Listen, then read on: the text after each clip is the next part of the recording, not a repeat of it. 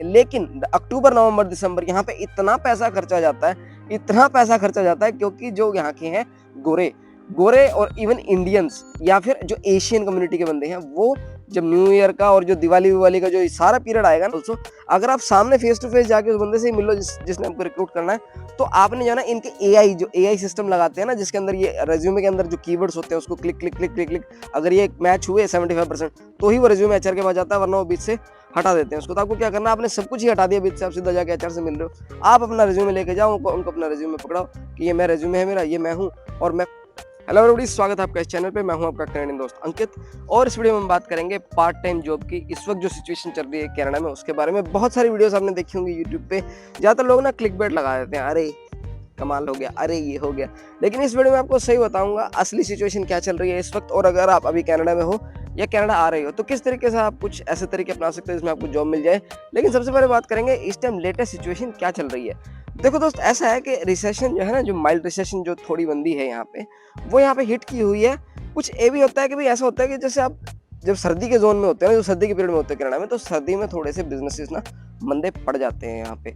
अब आ रही है गर्मी, तो भाई अगर आप अभी फिलहाल कनाडा आने की सोच रहे हो या बहुत इन नियर फ्यूचर अभी आप कनाडा आ रहे हो, तो मैं आपको बताता हूँ किन किन महीनों में यहाँ काम सबसे ज्यादा मिलेगा। अब हो रही है काम की पैसे कूटने की शुरुआत यहाँ पे। अब आ रहा है, देखो जैसे कि अप्रैल, मई, जून, जुलाई, अगस्त, सितंबर, अक्टूबर, इसमें तो नॉर्मल काम जो आपके बाहर कंस्ट्रक्शन के काम होते हैं सब खुल जाएंगे।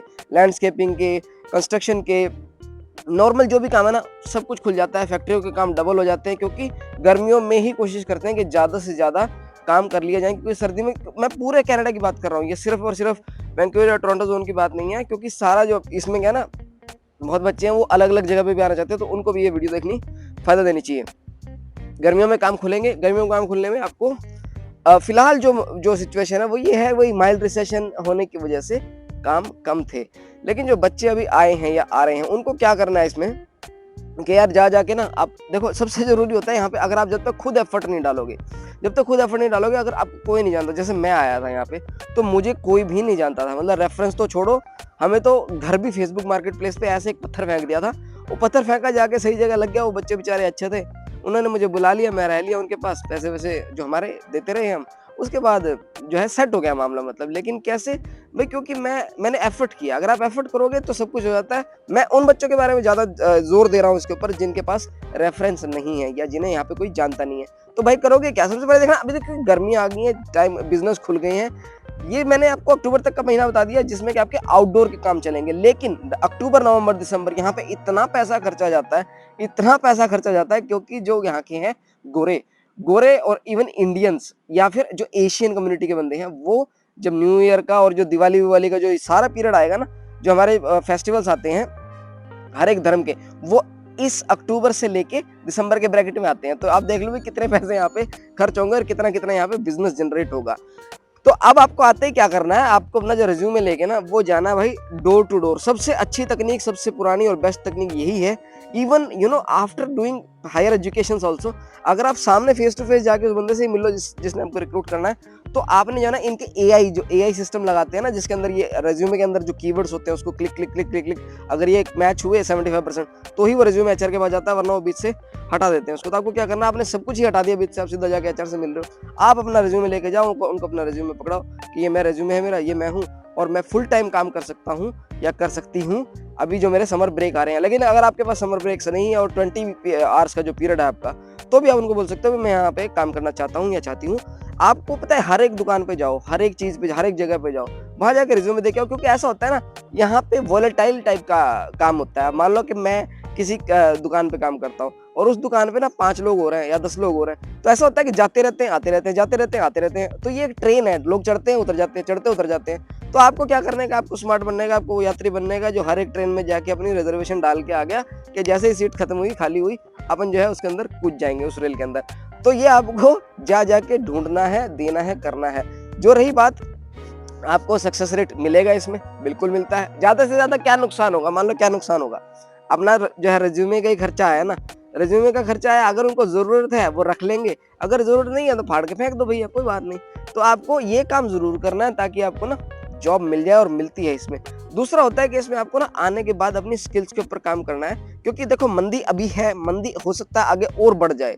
तो अगर आपके पास स्किल है, कुछ आपके ना जादू है, कुछ काम कर सकते हो, या तो हाथ का जादू या दिमाग का जादू, जो मैं हमेशा बोलता हूँ। हाथ के जादू में क्या आएगा, ये प्लम्बिंग, इलेक्ट्रिशियन, मैकेनिक और ये सब चीजें आती है, जो स्किल हैंड स्किल्स होते हैं, जो आपके अलावा कोई और नहीं कर सकता। यानी कि मान लो अगर आप प्लम्बर हो तो नॉर्मल लोग प्लम्बर नहीं है ना, प्लम्बर आप ही हो, तो ये स्किल है आपका। तो ये ऐसे ऐसे स्किल आप देखना, यहाँ पे आओगे तो आपको बहुत जॉब्स ऐसी मिल जाएंगी जिसमें स्किल की रिक्वायरमेंट होती है। दूसरी होती है कंप्यूटर बेस्ड स्किल्स, जिसमें आपकी आईटी की स्किल्स, मान लो आप आईटी की तरफ से हो और आप आईटी की तरफ से नहीं भी हो, तो बहुत सारे ऐसे सॉफ्टवेयर है, बहुत सारी ऐसी एप्लीकेशन है जो आपको ना आईटी के बारे में सिखाती रहती है, वो सीख लो।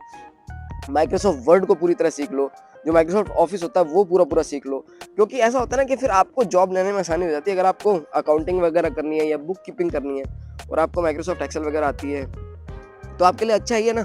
उसके बाद क्या है कि अगर आप आते हो किसी मेडिकल फील्ड से, या आप नर्सिंग से, या बी फार्मेसी से, या किसी भी मेडिकल फील्ड से आते हो, पीछे थोड़ी बहुत पढ़ाई कर रखी है, यहाँ पे कोशिश करो कि हम वहाँ पे जाके आप उन्हीं की जगह पे काम करने की कोशिश करो, काम मिल जाएगा। और आपकी जो है नर्सिंग वगैरह की ऐसी है कि अगर आप इंडिया से ही तैयारी करके आ सकते हो और इंडिया से उस एग्जाम को क्लियर कर सकते हो तो बहुत अच्छी बात है। बी फार्मेसी में ऐसा अगर आप वहाँ से क्लियर कर सकते हो तो बहुत अच्छी बात है, आप सीधा यहाँ के बी फार्मेसिस्ट लग जाओगे। इसकी वीडियो आ रही है अभी जो मेडिकल की है ना, ये मैं इसके ऊपर पूरी रिसर्च मेरी ऑलमोस्ट कंप्लीट हो चुकी है। पहले नर्सिंग की आएगी, फिर बैचलर्स इन फार्मेसी की आएगी, फिर एमबीबीएस डॉक्टर्स के लिए आएगी। ये 3 वीडियो जो है मेडिकल फील्ड की मैं बनाने वाला हूँ। इसके बाद अगर आपको पता है क्या, सब जगह घूम लिए, जूते भी टूट गए, अब तो घूम के अब ना काम नहीं मिल रहा, क्योंकि सिचुएशन ऐसी हो सकती है। डिपेंड करता है किस जगह पे आ रहे हो। कनाडा बहुत बड़ा है, बड़ा ही बड़ा है बस ये।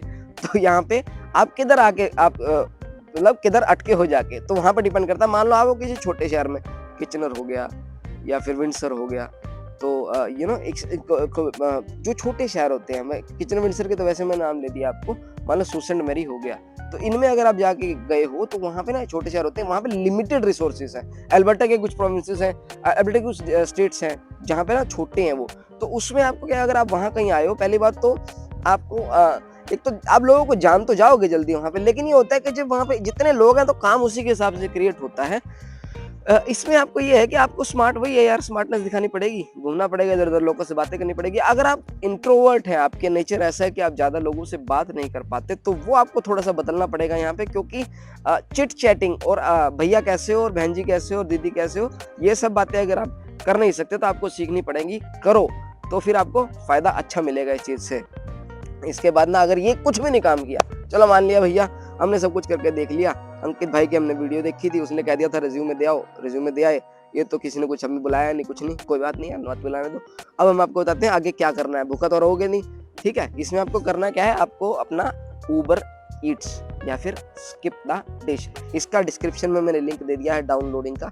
ये 2 ऐप होती हैं यहाँ पे ना, अगर आपके पास गाड़ी भी नहीं है, आपके पास साइकिल भी नहीं है, तो पैदल भी जाके कर सकते हो, मतलब घंटे के $15 के आसपास तो फिर भी बन जाते हैं आपके। पैदल करने में भी वॉकर का जो होता है ना, उसमें क्या होगा कि बस में बैठ के चले जाना, दे आना, पॉसिबल है, हो जाता है, बच्चों ने किया है, मैंने खुद किया हुआ है ये काम, तो इसलिए मुझे पता है। मैं साइकिल में चला जाता था, मैं तो पहले आते मैंने क्या किया था, साइकिल ली थी मैंने, एक साइकिल मेरे को शायद वो $100 की पड़ी थी मुझे। वो साइकिल पे बैठ के अपन टिचक करके, और बर्फ पड़ती रहती थी और उसमें वो आवाज़ ऐसी आती थी, चर्र चर्र चर्र। तो उसमें उबर ईट्स मैंने की हुई है, बर्फ पड़ती, बर्फ में हाथ एकदम पूरे ठंडे पड़ गए मेरे। तो उबर ईट्स आप चला सकते हो पैसे कमाने के लिए, क्योंकि भूखा मरता क्या ना करता, उबर ईट्स चला लो। अगर नहीं हो पा रहा स्किप चला लो, नहीं हो पा रहा ठीक है। इसके बाद भी अगर नहीं सेटिंग बैठ रही तो इनसे काम करके ना, ये तो देखो उबर ईट्स और स्किप, उबर ईट्स तो चलती ही चलती है, ठीक है। आप अपनी उबर ईट्स चला लेना, आपको आने जाने का जो भी है आपका खर्चा, ये वो कुछ तो मिलेगा। मान लो कुछ भी नहीं है तो ये एक अल्टीमेटली एक लास्ट साधन है आपका, जिसमें कि आप अपना सर्वाइव कर सकते हो। इसके बाद भाई बात करते हैं कि आपको आगे लाइसेंस वगैरह कौन से लेने हैं। आप इंडिया में बैठे हो भी, अगर पैसे खर्च कर सकते हो तो अल्कोहल सर्विंग के लिए ना एक लाइसेंस होता है। ब्रिटिश कोलंबिया की बात करूँ तो सर्विट राइट, ऐसा ही ओंटारियो में होता है, वो ये है, ठीक है। तो आप कोशिश करो कि वहां से अगर आप इसको कर सको तो आपको ना एक और ऑप्शन खुल जाएगा कि किसी रेस्टोरेंट में जहाँ पे, या किसी पार्टी इवेंट्स में, अभी आ रही है गर्मी और गर्मियों के टाइम होती है यहाँ दबा के पार्टी, क्रूज पार्टी, बीच पार्टी, ये पार्टी वो पार्टी, और उनमें जरूरत होती है सर्वर्स की, और सर्वर्स जो है उनको चाहिए सर्विंग इट राइट। भाई किसी को शराब पिलाने जा रहे हो तो शराब किस तरीके से पिलाओगे, कितनी शराब पीनी है, भैया या दीदी ने ज्यादा शराब पी ली तो क्या करोगे, वो सब बातें उसके अंदर आपको पढ़ने को मिलेंगी। तो सर्विंग इट राइट का एक लेसन बनवा लेना, और उसमें आपको फिर जो है ना एक बड़ा एक अपॉर्चुनिटी है, क्योंकि 3-4 महीने का टाइम है, खूब दबा के इवेंट होते हैं, खूब दबा के शादियां होती हैं, मतलब कनाडा ऑन द रॉक्स चलेगा, कनाडा ऑन द रॉक्स चलेगा इन पीरियड्स में। भाई इस वीडियो को देखने के बाद भी अगर आपको बेचारे मेरे भाइयों और बहनों अगर नहीं नौकरी मिल पाई तो कमेंट सेक्शन में एक बार मेरे को डाल देना, मैं कोशिश करूंगा कि मैं और ज्यादा ऑप्शंस आपके लिए एक्सप्लोर करके बताऊं। वीडियो कैसी लगी जरूर बताना, लाइक शेयर सब्सक्राइब मन हो तो कर लेना, और बहुत सारा प्यार आप सबको, लव यू।